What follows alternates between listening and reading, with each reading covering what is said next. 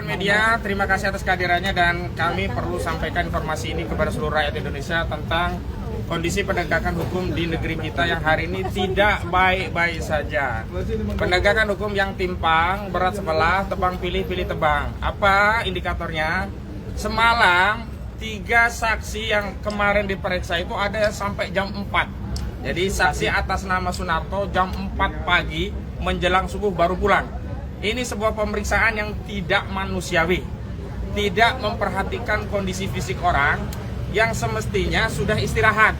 Ini melanggar hak asasi manusia. Jadi begini, saksi itu kan orang yang akan diambil keterangannya berkaitan dengan suatu peristiwa yang dia lihat, dia dengar, dia alami sendiri.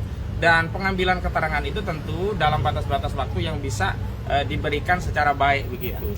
Jadi jam 4 subuh itu menjelang subuh baru pulang. Tidak manusiawi. Jadi ada yang jam 4 subuh, ada yang jam 9 malam, ada juga yang 12 malam.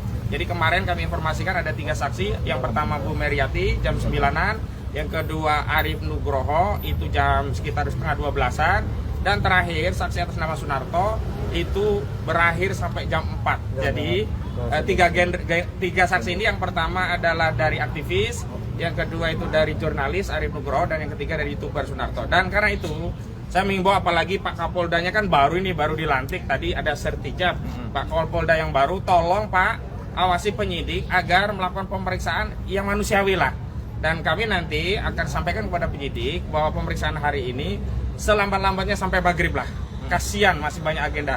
Dan kalau memang materinya dirasa belum cukup, bisa dilakukan penundaan sesuai dengan waktu yang bisa disepakati, paling tidak seminggu selanjutnya. Jangan kejar target. Sylvester Matutina saja yang sudah terpidana sampai hari ini ya nggak dieksekusi.